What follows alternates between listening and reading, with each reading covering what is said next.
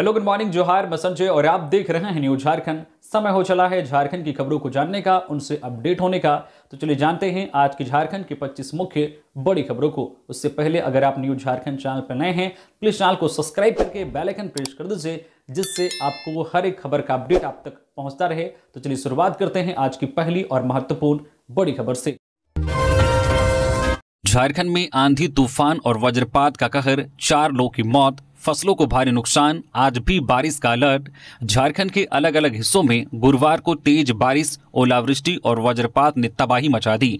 मौसम विभाग के अनुसार राज्य के कई क्षेत्रों में तेज हवाओं के साथ आंधी और ओलावृष्टि हुई, जिससे जनजीवन प्रभावित हुआ। इस दौरान वज्रपात की चपेट में आकर 4 लोगों की मौत हो गई, जबकि कई क्षेत्रों में कई लोग घायल हैं। जबकि इस दौरान खड़ी फसलों को भी व्यापक नुकसान पहुंचा है। गुरुवार को संताल परगना के जिले सहित रांची, बोकारो, धनबाद, पलामू, हजारीबाग, गिरिडीह, पाकुड़, रामगढ़ समेत गोड्डा के इलाकों में बारिश हुई। वही आकाशीय बिजली की चपेट में आने से गुमला और हजारीबाग में 4 लोगों की मौत हो गई, एक महिला जख्मी है। गुमला के टोटो थाना क्षेत्र में गुरुवार को भूमि सुधार विभाग से सेवानिवृत्त कर्मी रतिया उरांव 65 वर्षीय की वज्रपात की चपेट में आने से मौत हो गई। इधर हजारीबाग के पदमा में आकाशीय बिजली की चपेट में आने से 3 लोगों की जान चली गई। इधर हजारीबाग के इचाक स्थित कैले गांव में आकाशीय बिजली गिरने से 60 वर्षीय मालती देवी गंभीर रूप से घायल हो गई। वह मवेशी चराने खेत गई थी। तेज हवाओं और बारिश के चलते कई इलाकों में पेड़ उखड़ गए, जिससे यातायात बाधित हुआ। धनबाद, हजारीबाग, कोडरमा सहित कई जिलों में ओलावृष्टि हुई, जिससे खेतों में खड़ी फसलों को भी भारी नुकसान पहुंचा है। किसानों के लिए यह प्राकृतिक आपदा बेहद नुकसानदायक साबित हुई है। इधर मौसम विभाग ने आज 11, 12 और 13 अप्रैल के लिए भी येलो अलर्ट जारी किया है। इस दौरान कहा गया है कि राज्य के पूर्वी सिंहभूम, पश्चिमी सिंहभूम, सिमडेगा, सरायकेला खारसावां के साथ साथ देवघर, धनबाद, दुमका, गिरिडीह, गोड्डा में मेघ गर्जन और तेज हवा का झोंका चल सकता है। वज्रपात की भी संभावना है। आज मुख्यमंत्री हेमंत सोरेन करेंगे सभी विभागों के साथ समीक्षा बैठक। मुख्यमंत्री हेमंत सोरेन आज शुक्रवार को प्रोजेक्ट भवन में फिर दिन के 11:30 बजे से उच्च स्तरीय समीक्षा बैठक करेंगे। इस बैठक में वह वित्त वर्ष 2024-25 की उपलब्धि और वित्त वर्ष 2025-26 की कार्य योजना की समीक्षा करेंगे। इसके लिए सभी विभागों को आवश्यक तैयारी के साथ आने का निर्देश दिया गया है। उल्लेखनीय है कि इससे पहले मुख्यमंत्री बुधवार को कल्याण, समाज कल्याण, ग्रामीण विकास, स्वास्थ्य सहित लगभग आधा दर्जन से अधिक विभागों की समीक्षा किए थे। सरकार की योजनाओं को गति देने और प्राथमिकता पर जोर देने के उद्देश्य से आज की समीक्षा बैठक को काफी महत्वपूर्ण माना जा रहा है। उल्लेखनीय है कि 19 अप्रैल से मुख्यमंत्री अधिकारियों की टीम के साथ विदेश दौरे पर जाने वाले हैं। इस दौरे से पूर्व वह विभागों को टास्क दे देना चाहते हैं। लातेहार में वज्रपात से बच्चा समेत 5 लोग घायल। लातेहार जिले में गुरुवार की दोपहर बारिश के बीच हुए वज्रपात से एक बच्चा समेत 5 लोग घायल हो गए। घायलों को लेकर उनके परिजन लातेहार सदर अस्पताल पहुंचे, जहां डॉक्टर सुदामा प्रसाद ने उनका इलाज किया।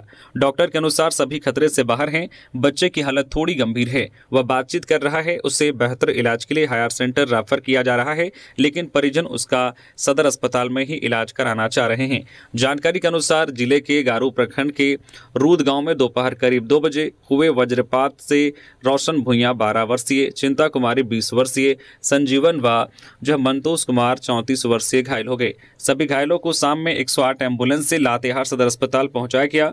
उधर बालूमाथ के डाढ़ा में वज्रपात की चपेट में आकर एक किसान गनू यादव 40 वर्षीय घायल हो गए।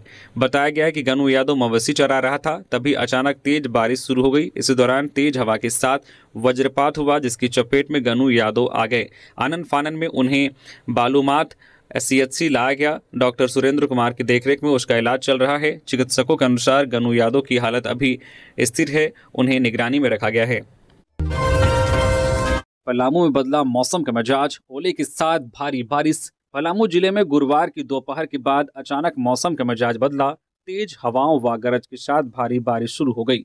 कई स्थानों पर ओले गिरने की भी सूचना है। अचानक शुरू हुई बारिश से पिछले 3 दिनों से पड़ रही भीषण गर्मी से लोगों को राहत मिली है। जिले का अधिकतम तापमान बढ़कर 42 डिग्री सेल्सियस के पार चला गया था। गुरुवार को सुबह से ही मौसम में हल्का बदलाव दिखने लगा और दोपहर होते होते घने बादल छाए और तेज आंधी के साथ बारिश शुरू हो गई। इससे तापमान में गिरावट आई है और लोगों को गर्मी से राहत मिली है। बस की टक्कर से स्कूटी सवार 2 मजदूरों की मौत। जमशेदपुर में काम पर जाते समय हुआ हादसा, बस का चालक फरार। जमशेदपुर के एमजीएम थाना क्षेत्र में नेशनल हाईवे 33 पर बड़ा बांकी के पास गुरुवार सुबह एक सड़क हादसा हुआ। टाटा से ओडिशा जा रही तेज रफ्तार यात्री बस ने स्कूटी को पीछे से टक्कर मार दी। हादसे में स्कूटी सवार 2 लोगों की मौके पर ही मौत हो गई। मृतकों की पहचान बारीडी निवासी राजेश सोरेन 50 वर्षीय और मोहरदा निवासी अंजना महतो 45 वर्षीय के रूप में हुई है। दोनों आस्था वैली में सिविल मजदूर के रूप में काम करते थे। वे रोज एक साथ काम पर जाते थे। हादसे के समय भी दोनों जमशेदपुर से आस्था वैली की ओर जा रहे थे। बस की टक्कर इतनी तेज थी कि दोनों स्कूटी से दूर जा गिरे। स्थानीय लोगों ने घायलों को एमजीएम अस्पताल पहुंचाया। डॉक्टरों ने जांच के बाद दोनों को मृत घोषित कर दिया। घटना की सूचना मिलते ही एमजीएम थाना पुलिस मौके पर पहुंची। पुलिस ने यात्री बस को अपने कब्जे में ले लिया है। हादसे के बाद बस चालक मौके से फरार हो गया। पुलिस उसकी तलाश कर रही है। धनबाद में साइबर सेक्स रैकेट का भांडाफोड़, मास्टरमाइंड ने पत्नी को भी शामिल कर रखा था। अश्लील चैट कर करते थे ठगी, 4 गिरफ्तार। धनबाद से साइबर पुलिस ने एक बड़े सेक्स रैकेट का पर्दाफाश किया है। बैंक मोड़ थाना क्षेत्र से पुलिस ने 3 महिला समेत एक पुरुष को गिरफ्तार किया है। मास्टरमाइंड ने इस काम में अपनी दूसरी पत्नी को भी शामिल कर रखा था। मुख्य आरोपी मनीष कुमार उर्फ मोंटी भैया है। वह पुराना बाजार दर्री मोहल्ला का रहने वाला है। आरोपी एक कॉल सेंटर चलाता था। यहां व्हाट्सएप पर अश्लील चैट और सेक्स वीडियो बनाकर लोगों से पैसे ऐंठे जाते थे। साइबर डीएसपी संजीव कुमार ने बताया है कि एसएसपी एचपी जनार्दनन के निर्देश पर राजेंद्र मार्केट में छापेमारी की गई। पुलिस ने आरोपियों के पास से 14 मोबाइल और 18 सिम कार्ड बरामद किए हैं। इनमें एक प्रतिबंधित जो है प्लेटेड सिम भी शामिल हैं। जांच में पता चला है कि इस धंधे से जुड़ी मनीष की दूसरी पत्नी अभी फरार है। उसका काम था सिम कार्ड उपलब्ध कराना, पैसों का हिसाब रखना और नई लड़कियों को इस काम में शामिल करना। इस रैकेट में काम करने वाली लड़कियों को कमाई का 50% हिस्सा मिलता था, बाकी 50% मनीष रख लेता था। खूंटी में चाईबासा के युवक की चाकू घोंपकर हत्या, अपराधी फरार। खूंटी जिले के अड़की में चाईबासा के एक युवक की चाकू से गोदकर हत्या कर दी गई। अपराधियों ने घटना को उस वक्त अंजाम दिया जब युवक अपने ससुराल में खाना खा रहा था। घटना को अंजाम देने के बाद अपराधी फरार हो गए। बताया जा रहा है कि 5 अपराधियों ने हत्या को अंजाम दिया है। युवक की पहचान पश्चिमी सिंहभूम के गुदड़ी थाना क्षेत्र के डरियुद गांव निवासी नोंदो लुगुन पिता स्वर्गीय सोमा लुगुन उम्र 26 वर्षीय के रूप में हुई है। जानकारी के अनुसार बुधवार की देर शाम अज्ञात अपराधियों ने अड़की थाना क्षेत्र के कोचांग पंचायत के कुरिया जो है कांडे टोला स्थित उसके ससुराल में युवक की हत्या कर दी। मिली जानकारी के अनुसार नोंदो लुगुन बुधवार को बंदगांव बाजार गया था। इसके बाद शाम को वह अड़की थाना क्षेत्र के कुरिया कांडे टोला स्थित अपने ससुराल आया था। रात करीब 9 से 10 बजे नोंदो लुगुन व उसके ससुराल के अन्य सदस्य खाना खा रहे थे। इसी दौरान 5 अज्ञात अपराधियों ने घर पर धावा बोल दिया और चाकू व धारदार हथियार से वार कर उसकी हत्या कर दी। अपराधी उसे तब तक मारते रहे जब तक उसकी मौत नहीं हो गई। इसके बाद सभी अपराधी मौके से फरार हो गए। नक्सली व सुदूरवर्ती क्षेत्र होने के कारण परिजनों ने गुरुवार की दोपहर पुलिस को सूचना दी। देवघर वासियों के लिए बस स्टैंड का बदला पता। बागमारा में शुरू हुआ अंतर्राज्यीय बस स्टैंड। झारखंड का देवघर बाबा नगरी के नाम से जाना जाता है। यहाँ भारत के साथ साथ दूसरे देशों से भी लोग भगवान शिव की पूजा करने आते हैं। इसलिए यात्रियों और पर्यटकों की सुविधा के लिए देवघर में बेहतर और बड़ा बस स्टैंड बनाया गया है। गुरुवार से इसकी शुरुआत हो गई है। पहले दिन नए बस स्टैंड से कई गाड़ियां रवाना हुई और यात्रियों ने इसका लाभ भी उठाना शुरू कर दिया है। बागमारा क्षेत्र में बने अंतर्राज्यीय बस स्टैंड पर बस पकड़ने आए एक यात्री ने कहा है कि नया बस स्टैंड निश्चित रूप से काफी बड़ा और अच्छा है। सुल्तानगंज जाने वाले यात्री राजीव कुमार ने कहा है कि पुराने बस स्टैंड में किसी तरह की कोई व्यवस्था नहीं थी। शहर में हर दिन जाम की समस्या से जूझना पड़ता था, लेकिन बागमारा क्षेत्र में नए बस स्टैंड के निर्माण से यात्रियों के साथ साथ आम लोगों को भी राहत महसूस हो गई।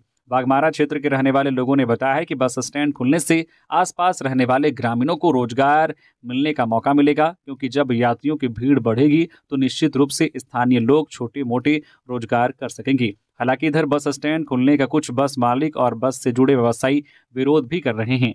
बस एसोसिएशन के विरोध और हड़ताल को लेकर कांग्रेस नेता उदय प्रकाश ने कहा है कि यह बस स्टैंड राज्य के सबसे बड़े बस स्टैंड में गिना जाता है। इस बस स्टैंड के खुलने से बस से जुड़े व्यवसायियों को काफी फायदा होगा। मंत्री संजय यादव ने समाप्त कराया अडानी के खिलाफ आंदोलन। भूख हड़ताल कर रहे ग्रामीणों की समस्या का किया समाधान। गोड्डा में अडानी पावर लिमिटेड के खिलाफ जारी ग्रामीणों का आंदोलन झारखंड सरकार के हस्तक्षेप के बाद समाप्त हो गया। राज्य के उद्योग मंत्री और स्थानीय विधायक संजय प्रसाद यादव स्वयं भूख हड़ताल पर बैठे और रैयतों से मिलने पहुंचे और मौके पर ही उनकी समस्याओं का समाधान किया। मंत्री यादव ने बताया कि ग्रामीणों की मांगों को कंपनी अधिकारियों के समक्ष रखा गया है और सकारात्मक बातचीत के बाद सभी मुख्य मुद्दों का समाधान कर दिया गया। इसके बाद आंदोलनकारी रैयतों ने अपनी भूख हड़ताल समाप्त की। कोडरमा घाटी में कार ट्रक की टक्कर, एक ही परिवार के 6 लोग घायल, 3 की हालत गंभीर, रिम्स रेफर। कोडरमा जिले के तारा घाटी में गुरुवार दोपहर एक बड़ा सड़क हादसा हुआ। बिहार के नवादा जिले से धनबाद जा रहे एक परिवार की कार की ट्रक से टक्कर हो गई। हादसे में कार में सवार सभी 6 लोग घायल हो गए। घायलों में श्रीकांत कुमार, उनके माता पिता चंद्रदेव पासवान और सबिता देवी, पत्नी संजू देवी तथा 2 बेटियां मुस्कान कुमारी और आयुषी कुमारी शामिल हैं। श्रीकांत अपने परिवार के साथ नारदीगंज से धनबाद जा रहे थे। हादसे के बाद हाईवे पेट्रोलिंग पुलिस ने सभी घायलों को कोडरमा सदर अस्पताल पहुंचाया। प्राथमिक उपचार के बाद 3 घायलों की गंभीर स्थिति को देखते हुए उन्हें बेहतर इलाज के लिए रांची रिम्स रेफर कर दिया गया है। बाकी घायलों का इलाज सदर अस्पताल में जारी है। सुदिव्य सोनू ने किया खेल से जुड़े इंफ्रास्ट्रक्चरों का निरीक्षण। विश्व स्तरीय प्रशिक्षण संस्थान उपलब्ध कराने पर दिया जोर। राज्य के खेलकूद, युवा कार्य, कला संस्कृति एवं पर्यटन मंत्री सुदिव्य कुमार ने गुरुवार को रांची स्थित खेल इंफ्रास्ट्रक्चर और खिलाड़ियों को दी जा रही सुविधाओं की जानकारी लेने हेतु विभिन्न खेल परिसरों का दौरा किया। सुदिव्य कुमार ने मोरहाबादी स्थित बिरसा मुंडा फुटबॉल स्टेडियम का निरीक्षण कर आगामी सैफ एथलेटिक्स चैंपियनशिप 2025 की तैयारियों की समीक्षा की और निर्देश दिया है कि आयोजन से पूर्व स्टेडियम की सभी आधारभूत संरचनाओं एवं सुविधाओं को सुदृढ़ किया जाए। उन्होंने खेल विभाग को रांची जिला प्रशासन से फुटबॉल ग्राउंड का हैंडओवर शीघ्र प्राप्त कर कार्य प्रारंभ करने के निर्देश दिए। इस अवसर पर मंत्री ने कहा कि मुख्यमंत्री हेमंत सोरेन के नेतृत्व वाली अबुआ सरकार झारखंड में खेलों को नई ऊंचाई देने और खिलाड़ियों को विश्व स्तरीय प्रशिक्षण एवं संसाधन उपलब्ध कराने के लिए संकल्पबद्ध है। हमारा प्रयास है कि राज्य के प्रतिभावान खिलाड़ी राष्ट्रीय और अंतर्राष्ट्रीय मंचों पर गौरवशाली प्रदर्शन करें और झारखंड और देश का नाम रोशन करें। देवव्रत ने 10 एकड़ जमीन के लिए कराई अनिल टाइगर की हत्या। रांची पुलिस ने भाजपा नेता अनिल टाइगर की हत्या का खुलासा करते हुए 4 अपराधियों को गिरफ्तार किया है। गिरफ्तार अपराधियों में अमन सिंह, जिसान अख्तर, मनीष चौरसिया और अजय कुमार रजक शामिल हैं। इनके पास से 4 मोबाइल फोन, एक बाइक बरामद की गई है। डीआईजी और एसएसपी चंदन कुमार सिन्हा ने गुरुवार को संवाददाता सम्मेलन में बताया कि अनिल टाइगर की हत्या 10 एकड़ जमीन को लेकर हुई थी। उनकी हत्या की वजह पहले जमीन पर कब्जा का विरोध करना और फिर कब्जा करने वालों से प्रति डिसमिल 50,000 रुपए की मांग करना था। अनिल टाइगर की हत्या गत 26 मार्च को कांके चौक पर अपराधियों ने गोली मारकर की गई थी। इस घटना के विरोध में भाजपा और आजसू ने रांची बंद का आह्वान किया था। 27 मार्च को रांची बंद के दौरान शहर का जनजीवन अस्त व्यस्त रहा था। डीआईजी सह एसएसपी चंदन सिन्हा ने बताया कि घटना में देवव्रत नाथ सहदेव, अभिषेक सिन्हा, रोहित वर्मा, अमन सिंह, जिसान अख्तर, मनीष चौरसिया और अजय कुमार रजक की भूमिका पाई गई है। एसएसपी के मुताबिक इनमें से 4 आरोपियों को पुलिस ने गिरफ्तार किया है। गिरफ्तार आरोपियों में अमन सिंह, मनीष चौरसिया, जिसान अख्तर और अजय कुमार शामिल हैं। इस घटना में शामिल बाकी आरोपितों की गिरफ्तारी के लिए पुलिस संभावित ठिकानों पर छापेमारी कर रही है। ड्रीम 11 में टीम बनाकर पलामू के युवक ने जीते 3 करोड़, मात्र 49 रुपए लगाकर हासिल की जीत। ड्रीम 11 में टीम बनाकर लोग करोड़ों रुपए जीत रहे हैं। इसी बीच झारखंड के पलामू जिले के रवि मेहता ने भी 3 करोड़ जीत लिए हैं। रवि मेहता एक मजदूर का बेटा है। रवि ने ड्रीम 11 में मात्र 49 रुपए लगाकर 3 करोड़ जीते हैं। रवि मेहता गांव में ही एक छोटा सा किराना दुकान चलाते हैं। वह 8 सालों से ड्रीम 11 में टीम बनाकर किस्मत को आजमा रहे थे। आखिरकार इस बार किस्मत ने उनका साथ दे दिया। रवि मेहता पलामू जिले के मेदिनीनगर के सदर प्रखंड के कोड़िया के तेलिया बांध के रहने वाले हैं। उन्होंने गुजरात और राजस्थान रॉयल में टीम बनाकर 3 करोड़ रुपए जीतकर सबको चौंका दिया है। उनकी इस बड़ी जीत की खबर सामने आते ही पूरे क्षेत्र में खुशी की लहर दौड़ गई है और उनके घर पर बधाई देने वालों का तांता लग गया है। फिलहाल युवक का परिवार बेहद खुश है। हालांकि रवि ने बताया है कि वह 2018 से ड्रीम 11 में टीम बनाते थे। अब तक ड्रीम 11 में 5 लाख से अधिक रुपए वह हार चुके हैं, लेकिन 9 अप्रैल को गुजरात और राजस्थान रॉयल में टीम बनाया और 3 करोड़ रुपए जीत गए हैं। सड़क मरम्मत की मांग को लेकर ग्रामीणों का प्रदर्शन, वाहनों का आवागमन पूरी तरह से रहा बाधित, अनिश्चितकालीन आंदोलन की चेतावनी। पलामू के मेदिनीनगर से सटा चैनपुर नेउरा मुख्य मार्ग की दयनीय स्थिति के विरोध में स्थानीय ग्रामीणों ने गुरुवार को सड़क जाम कर प्रदर्शन किया। यह महत्वपूर्ण मार्ग पलामू को छत्तीसगढ़ से जोड़ता है। पिछले 2 वर्षों से यह सड़क गड्ढों में तब्दील हो चुकी है। लोकसभा और विधानसभा चुनाव के दौरान यह एक प्रमुख मुद्दा था, लेकिन चुनाव समाप्त होते ही इस और किसी का ध्यान नहीं गया। आक्रोशित ग्रामीणों ने पूरनचंद चौक पर धरना दिया। इससे वाहनों का आवागमन पूरी तरह से बाधित हो गया। सूचना मिलते ही प्रशासनिक अधिकारी मौके पर पहुंचे। चैनपुर के प्रखंड विकास पदाधिकारी और अंचल अधिकारी ने ग्रामीणों से वार्ता की। उन्होंने सड़क निर्माण की मांग को जायज बताया। अधिकारियों ने कई आश्वासन दिए। सड़क पर धूल की समस्या से निपटने के लिए नियमित पानी का छिड़काव किया जाएगा। रात 9 बजे तक बड़े वाहनों के आवागमन पर रोक रहेगी। प्रशासन ने सड़क निर्माण की मांग को डीसी तक पहुंचाने का आश्वासन दिया। इसके बाद ग्रामीणों ने धरना समाप्त कर दिया। हालांकि ग्रामीणों ने चेतावनी दी है कि यदि जल्द ही सड़क का निर्माण कार्य शुरू नहीं हुआ तो वे अनिश्चितकालीन आंदोलन करेंगे। मुख्य चुनाव आयुक्त ज्ञानेश कुमार का झारखंड दौरा आज 11 अप्रैल से। मुख्य चुनाव आयुक्त ज्ञानेश कुमार आज 11 अप्रैल को 3 दिवसीय झारखंड दौरे पर आ रहे हैं। इस दौरान वे राज्य के आला अधिकारियों के साथ बैठक करेंगे और चुनाव प्रक्रिया को मजबूत बनाने के तरीकों पर चर्चा करेंगे। इस दिन मुख्य चुनाव आयुक्त ज्ञानेश कुमार की उपस्थिति में भारत निर्वाचन आयोग की टीम, मुख्य सचिव अलका तिवारी, गृह सचिव वंदना दादिल, डीजीपी अनुराग गुप्ता और अन्य अधिकारियों के साथ बैठक करेगी। इस बैठक में पिछले विधानसभा और लोकसभा चुनाव में मतदान के दौरान वॉलंटियर्स के कार्यों और अनुभवों पर चर्चा की जाएगी। झारखंड में माओवादियों की बड़ी पेशकश, बढ़ते दबाव में शांति वार्ता को तैयार, रखी ये शर्त। झारखंड में माओवादी गतिविधियों के खात्मे की ओर बढ़ते कदम अब असर दिखाने लगे हैं। पुलिस और सुरक्षा बलों की सख्ती और लगातार चल रहे अभियानों के चलते माओवादियों ने पहली बार खुले तौर पर शांति वार्ता की पहल की है। लगातार .in में छपी सौरभ सिंह के अनुसार भाकपा माओवादी की सेंट्रल कमेटी के प्रवक्ता अभय ने बयान जारी करते हुए कहा है कि अगर सरकार माओवादी विरोधी अभियान रोक देती है तो वे बिना शर्त शांति वार्ता को तैयार हैं। हालांकि साथ ही उन्होंने कुछ अहम शर्तें भी रखी हैं, जिसमें ऑपरेशन के नाम पर हो रही कथित हत्याओं और नरसंहार पर रोक, खासतौर पर झारखंड, छत्तीसगढ़, महाराष्ट्र, ओडिशा, मध्य प्रदेश और तेलंगाना जैसे राज्यों में। वहीं नए सुरक्षा बल कैंपों की स्थापना पर विराम। प्रवक्ता ने स्पष्ट किया है कि यदि सरकार इन मांगों पर सकारात्मक रुख दिखाती है तो माओवादी तत्काल युद्ध विराम की घोषणा कर सकते हैं। यह प्रस्ताव बीते कई वर्षों में पहली बार आया है, जिससे संकेत मिलता है कि माओवादी संगठन अब दबाव में है और टकराव की बजाय बातचीत की राह अपनाने को मजबूर हो रहा है। देवघर में बसों की हड़ताल, यात्री हुए परेशान। बासुकीनाथ के श्रद्धालुओं को दोगुना किराया चुकाना पड़ रहा। पुराना बस स्टैंड बंद। देवघर में पुराना मीना बाजार स्थित प्राइवेट बस स्टैंड को बाघमारा ISBT में स्थानांतरित करने के विरोध में गुरुवार से बसों की अनिश्चितकालीन हड़ताल शुरू हो गई है।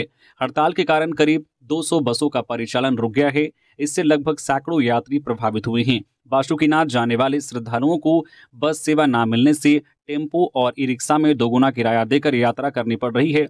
देवघर से बाबा बासुकीनाथ तक बस का किराया प्रति व्यक्ति 80 रुपये है, जबकि ऑटो और ई रिक्शा चालक प्रति व्यक्ति 150 से 200 रुपये ले रहे हैं। वही प्रशासन ने पुराने बस स्टैंड को पूरी तरह बंद कर दिया है। अब सभी बसों का परिचालन बाघमारा स्थित ISBT से होगा। देवघर जिला बस ओनर एसोसिएशन का कहना है कि बाघमारा ISBT शहर से दूर है। इससे यात्रियों पर अतिरिक्त आर्थिक बोझ पड़ेगा।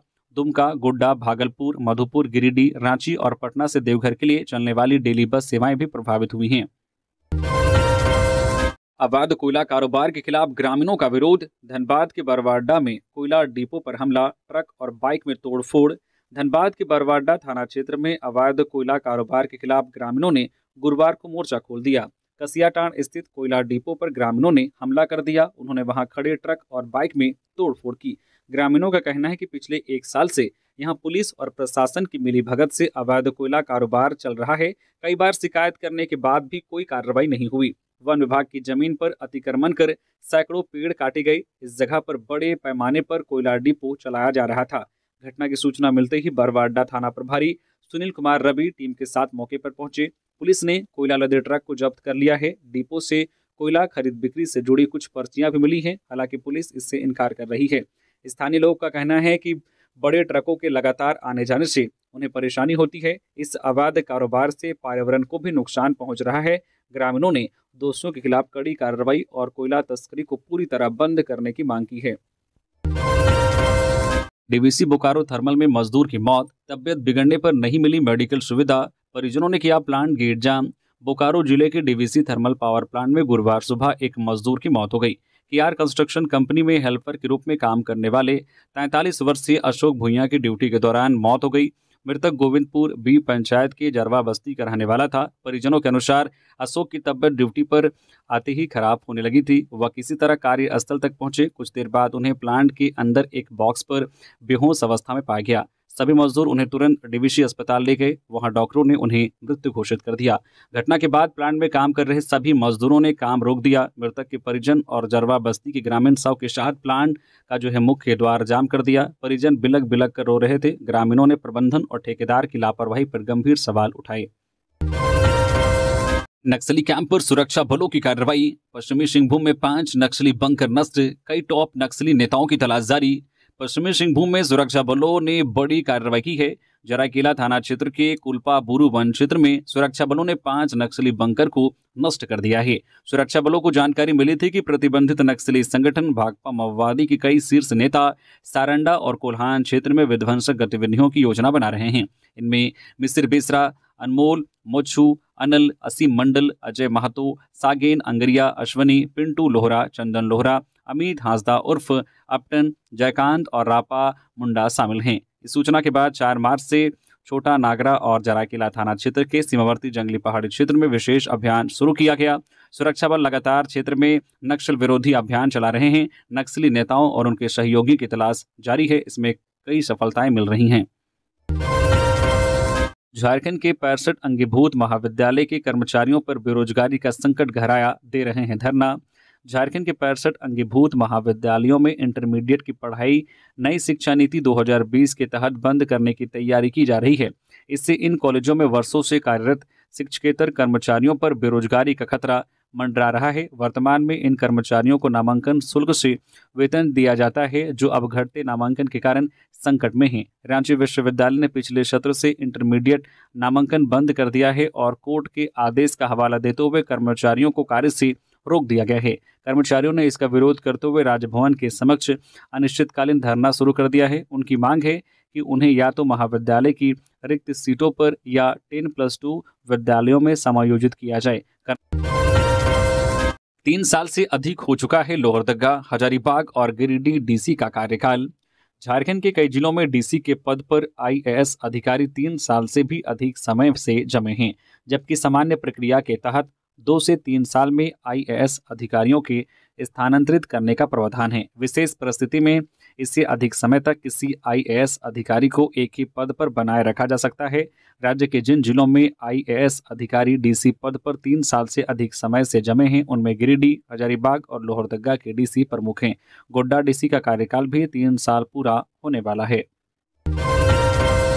अंबेडकर जयंती पर रांची में बनेगी मानव श्रृंखला, संविधान के प्रति लेकर कांग्रेस करेगी प्रदर्शन। बाबा साहेब डॉक्टर भीमराव अंबेडकर की जयंती के अवसर पर कांग्रेस पार्टी राजधानी रांची में एक भव्य मानव श्रृंखला का आयोजन करने जा रही है। यह आयोजन 14 अप्रैल को अंबेडकर चौक से शुरू होकर स्वामी विवेकानंद चौक, देवेंद्र मांझी चौक होते हुए डॉक्टर राजेंद्र प्रसाद चौक तक जाएगा। इस दौरान प्रतिभागी संविधान के प्रति अपने हाथों में लेकर खड़े होंगे। इस संबंध में जानकारी देते हुए प्रदेश कांग्रेस प्रवक्ता सोनाल शांति ने बताया है कि यह कार्यक्रम प्रदेश कांग्रेस अध्यक्ष केशव महतो कमलेश के निर्देश पर आयोजित किया जा रहा है। आयोजन की तैयारी को लेकर 11 अप्रैल को यानी कि आज एक अहम बैठक बुलाई गई है, जिसमें रांची महानगर, रांची ग्रामीण जिला कांग्रेस अध्यक्ष, प्रदेश एवं जिला अग्रणी मोर्चा संगठनों के अध्यक्ष, खिजरी, मांडर और कांके के विधायक, प्रदेश पदाधिकारी, बोर्ड निगम आयोग के अध्यक्ष, उपाध्यक्ष, सदस्य, मीडिया विभाग समेत वरिष्ठ नेता शामिल होंगे। सीएम हेमंत सोरेन और विधायक कल्पना मुर्मू सोरेन से युवा इंडिया ट्रस्ट की टीम ने की मुलाकात। मुख्यमंत्री हेमंत सोरेन और विधायक कल्पना सोरेन से गुरुवार को मुख्यमंत्री आवासीय कार्यालय में युवा इंडिया ट्रस्ट की टीम ने शिष्टाचार भेंट की। इस दौरान ट्रस्ट की ओर से रांची जिले के ओरमांझी क्षेत्र में गरीब बच्चियों के लिए चलाए जा रहे विभिन्न कार्यक्रमों की जानकारी दी गई। टीम ने बताया कि ट्रस्ट द्वारा बच्चियों को शिक्षा, जीवन कौशल वर्कशॉप्स और फुटबॉल प्रशिक्षण जैसे पहलुओं पर विशेष रूप से कार्य किया जा रहा है। इस पहल का उद्देश्य ग्रामीण क्षेत्र के बच्चों को न सिर्फ शिक्षा से जोड़ना है, बल्कि उन्हें आत्मनिर्भर बनाने की दिशा में भी प्रेरित करना है। मुख्यमंत्री और विधायक ने ट्रस्ट की इस पहल की सराहना की है और भविष्य में सरकार की ओर से हर संभव सहयोग का भरोसा दिलाया। बाबूलाल मरांडी ने दिवंगत प्रेम महतो के परिवार से की मुलाकात, लाठीचार्ज में गई थी जान। नेता प्रतिपक्ष बाबूलाल मरांडी ने गुरुवार को दिवंगत प्रेम महतो के परिवार से मुलाकात की। बाबूलाल मरांडी ने सोशल मीडिया एक्स पर लिखा है कि विगत दिनों में बोकारो में विस्थापित अप्रेंटिस संघ के सदस्यों पर हुए लाठीचार्ज के दौरान नावाडीह प्रखंड के धावाटाड़ गांव निवासी प्रेम कुमार महतो की दुखद मृत्यु हो गई थी।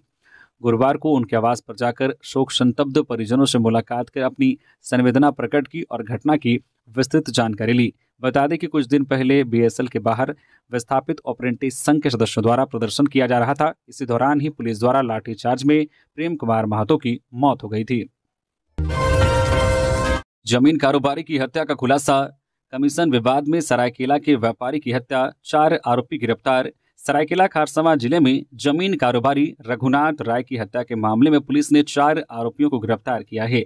आरोपियों में आदित्यपुर 2 के बंतानगर निवासी जिल्लरपाल, चांडिल के छोटा लाखा निवासी राजीव कुमार, गणेश कुंभकार और आशीष कुंभकार शामिल हैं। घटना 6 अप्रैल को ईचागढ़ थाना क्षेत्र के नागा सेरंग गांव के पास हुई थी। पुलिस ने आरोपियों से घटना में प्रयुक्त बाइक और 3 मोबाइल फोन बरामद किए हैं। एसडीपीओ अरविंद कुमार बिन्हा के अनुसार मृतक आरआईटी थाना क्षेत्र का निवासी था। जांच में पता चला है कि जमीन कारोबार में कमीशन के लेन देन को लेकर रघुनाथ राय का आरोपियों से विवाद चल रहा था। आरोपियों ने जमीन के सौदे के बहाने रघुनाथ को नागा सेरंग गांव बुलाया, सुनसान जगह पर हत्या कर शव को सड़क किनारे फेंक दिया। पुलिस ने तकनीकी जांच और मोबाइल लोकेशन के आधार पर आरोपियों की पहचान की। पूछताछ में आरोपियों ने अपना जुर्म कबूल कर लिया है। एसडीपीओ ने बताया कि मामले में अन्य संदिग्धों की तलाश जारी है। कुवैत में ट्रांसमिशन टावर से गिरने से गोमो के प्रवासी मजदूर की मौत, 100 मंगवाने की परिजनों ने लगाई गुहार। झारखंड के प्रवासी मजदूरों की मौत का सिलसिला थमता नजर नहीं आ रहा है। इस क्रम में धनबाद जिले के गोमो हरिहरपुर थाना क्षेत्र अंतर्गत खैराबेड़ा के युवक की कुवैत में बुधवार शाम को टावर से गिरने से मौत हो गई। मौत के बाद परिजनों ने उनके अंतिम दर्शन के लिए सरकार से गुहार लगाई है। गोमो हरिहरपुर थाना क्षेत्र अंतर्गत चाता पंचायत के खैराबेड़ा निवासी जागेश्वर महतो का 26 वर्षीय पुत्र रंजीत कुमार महतो की कुवैत में काम के दौरान टावर से गिरने से मौत हो गई। मौत की सूचना मिलते ही परिजनों पर दुख का पहाड़ टूट गया। मृतक Ranjit Kumar Mahato Kalpataru power transmission limited company में काम करता था। वह घर का इकलौता कमाऊ व्यक्ति था। मृतक अपने पीछे पत्नी गीता देवी, बेटी सृष्टि कुमारी 6 वर्षीय, सुरभि 4 वर्षीय और सौरभ कुमार 2 वर्षीय को छोड़ गया है। इस घटना की सूचना मिलने पर प्रवासी मजदूर के हितार्थ में काम करने वाले सिकंदर अली प्रवासी मजदूर के घर पहुंचे और परिजनों को ढाढ़स बंधाया। गोवा से भूटान जा रही लाखों की शराब पलामू में जब्त, यूपी का तस्कर गिरफ्तार। शराब तस्करी के खिलाफ पलामू पुलिस को बड़ी सफलता मिली है। पलामू में एक अंतर्राष्ट्रीय शराब तस्करी रैकेट का पर्दाफाश हुआ है। पुलिस ने गोवा से भूटान जा रही लाखों की शराब की खेप पकड़ी है। यह खेप एक ट्रक के जरिए पलामू के रास्ते भूटान जा रही थी।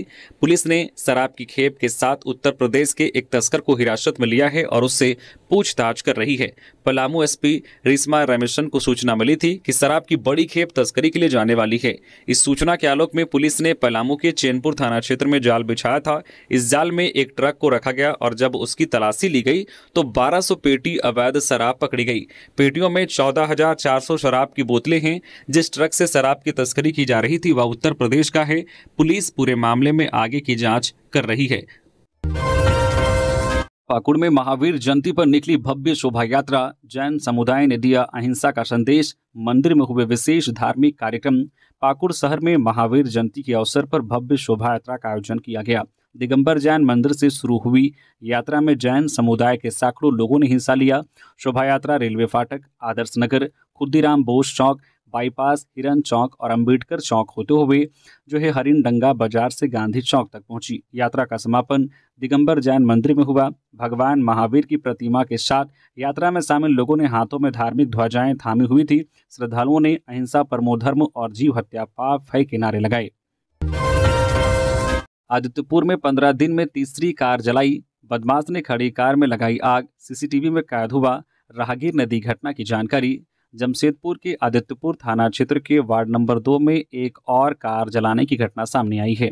गुरुवार तड़के करीब 4:54 पर पंजाबी कॉलोनी के केंदूगाज के पास एक बदमाश ने खड़ी कार में आग लगा दी। कार के मालिक राकेश कुमार की गाड़ी में आग लगने से पूरे मोहल्ले में हड़कंप मच गया। एक व्यक्ति जो है टाटानगर स्टेशन जाने के लिए निकला था, उसने देखा कि कार का कवर जल रहा है। उसने तुरंत मोहल्ले वालों को जगाया। सभी ने मिलकर आग पर काबू पाया। अगर समय रहते आग नहीं बुझाई जाती तो पास खड़ी दूसरी कार में भी आग लग सकती थी। पिछले 15 दिनों में यह तीसरी घटना है। इससे पहले भी वार्ड 2 में 2 कारों को जला दिया गया था। इस वजह से इलाके के लोगों में दहशत का माहौल है। पुलिस मौके पर पहुंचकर मामले की जांच कर रही है। सीएम को शिला पूजन कार्यक्रम में शामिल होने का दिया न्योता। मुख्यमंत्री हेमंत सोरेन से गुरुवार को मुख्यमंत्री आवासीय कार्यालय में श्री राम जानकी तपोवन मंदिर ट्रस्ट के अध्यक्ष महंत ओम प्रकाश शरण एवं सदस्य परिणय कुमार, प्रीति वर्मा, अयोध्या दास तथा मिथिलेश कुमार ने शिष्टाचार भेंट की। इस अवसर पर उन्होंने मुख्यमंत्री को 14 अप्रैल को श्री राम जानकी तपोवन मंदिर के नवनिर्माण के लिए होने वाले शिला पूजन कार्यक्रम में शामिल होने के लिए आमंत्रित किया। तो ये थी झारखंड की टॉप बड़ी खबरें। इसी तरह से झारखंड की हर एक छोटी बड़ी खबर देखने के लिए प्लीज न्यूज झारखंड चैनल को सब्सक्राइब करके बेल आइकन प्रेस कर दीजिए, जिससे आपके पास झारखंड की हर एक छोटी बड़ी खबर का अपडेट आप तक पहुंचता रहे। तो अभी के लिए बस इतना ही, हमें दीजिए इजाजत, फिर मिलते हैं नेक्स्ट खबरों के साथ। धन्यवाद।